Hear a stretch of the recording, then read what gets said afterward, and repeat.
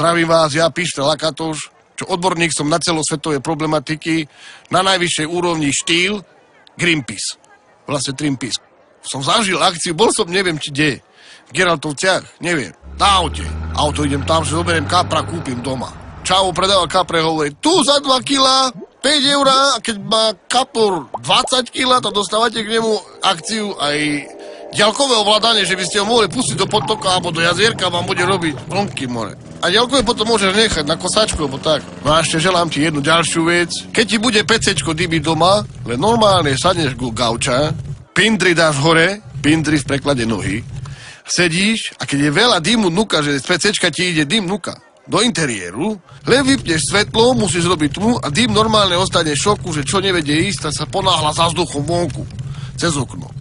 Overená vec. Výskum potvrdil. Pozerám ti také kanály, čo si normálny. Počúvaj ma sem, poviem ti tak, brat. V roku 2013 budú Košice Európske hlavné mesto kultúry. Bude zrobené. Diaľnice budú zrobené také, že 4 auta vedľa seba môžu ísť a pri zvolení sa bude dať až 8 auta ísť vedľa seba. Ale vieš, čo bude najväčšia sranda? Že nebude treba. Bo každý bude doma váľať sa vo Valende a rok 2013 bude jedno veľké oddychové. Popoludnie. Či už s rozhlasom, alebo budeš počuť gramofón.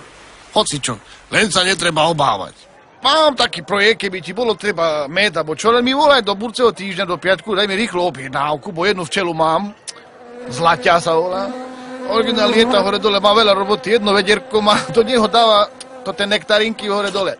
Začal som chytať osy, čo chodili nám tu okolo deti, čo pijú malinovku, vieš, okolo zmrzliny, otravujú, nič nerobia celý deň. Behajú osy hore dole. Jediné, čo sa dalo z nimi použiť, je, keď mal Čavo malo štiplavú polievku do reštaurácií, tam mu tam hodili 3 osy, tak štipala, že už koniec, že lepšie jak čili paprika, hovorí. No tá nie, keď ústa jak balón, no tá, tu máš štiplavé osy.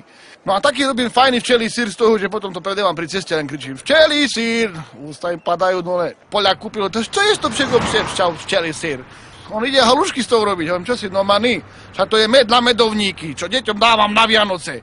Šťastný a veľmi pekný nový rok ti blahoželám. Že by si neodpadával, tu máš medovníky, čo moja včela robila, Zlaťa.